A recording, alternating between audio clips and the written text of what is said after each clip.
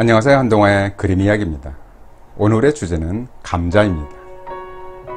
먼저 보실 그림은 바로 빈센트 반 고흐의 감자 먹는 사람들입니다. 이 그림은 1885년에 그려졌는데 현재 네덜란드 암스테르담 반 고흐 미술관에 전시되어 있습니다. 그런 그림을 한번 살펴보겠습니다.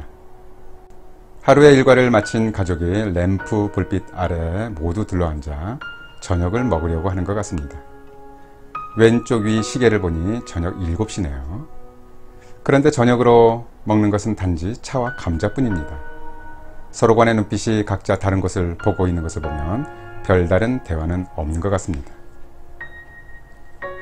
고흐는 실제 농민들의 삶과 모습을 있는 그대로 그리고자 노력했습니다. 고흐는 농민이 직접 땅을 일구고 키운 감자를 먹는다는 행위를 정직으로 여겼습니다.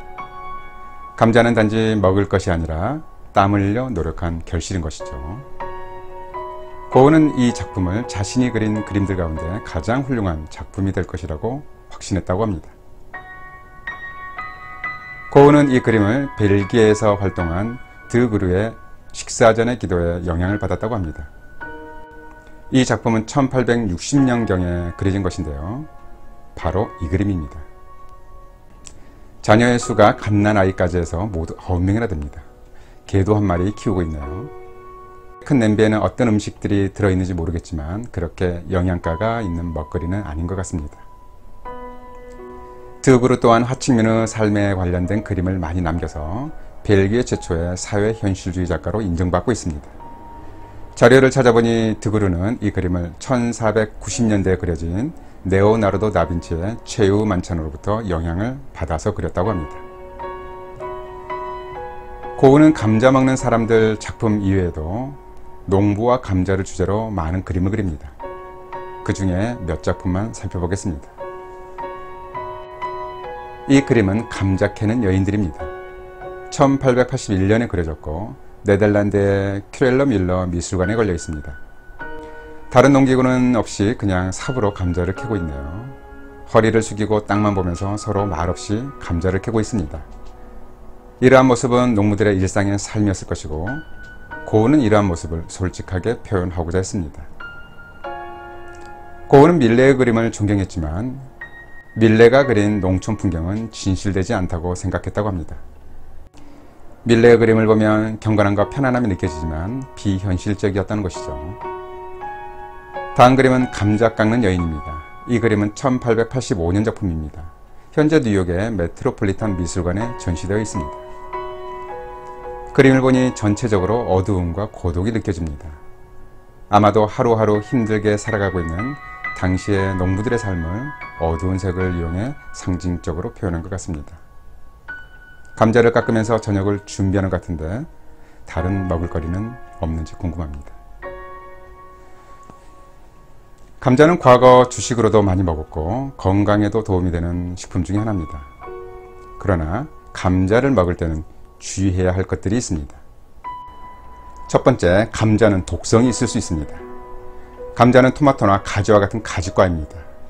가지과에는 솔라닌이라는 독성이 있는데요. 솔라닌은 고용량에서 복통, 구토, 어지럼증, 두통, 호흡곤란 등을 유발합니다.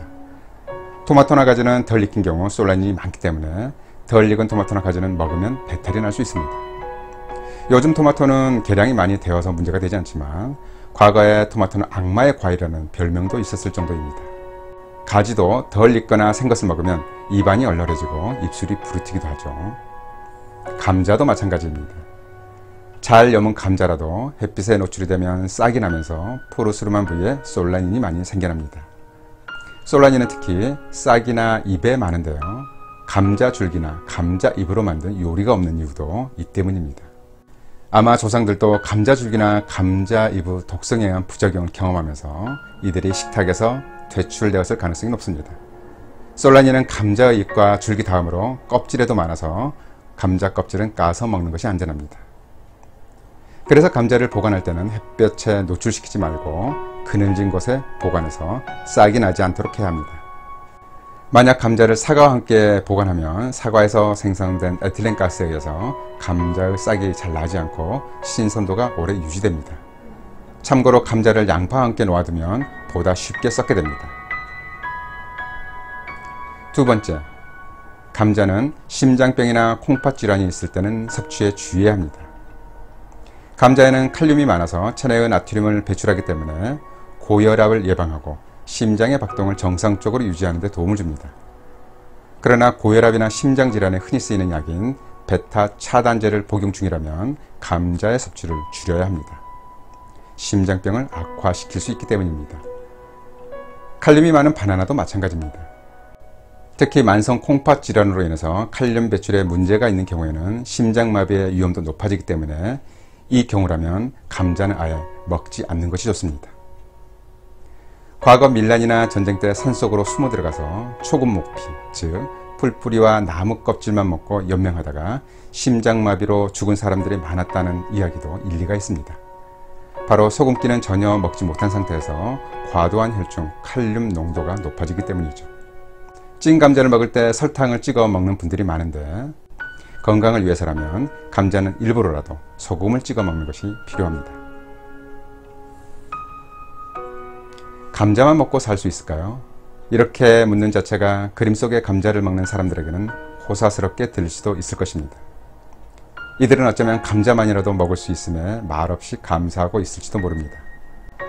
그러나 감자는 어떻게 먹느냐에 따라서 누군가에게는 독이 될 수도 있다는 사실입니다. 그럼 한동안의 그림의학 오늘의 이야기 마치도록 하겠습니다. 감사합니다.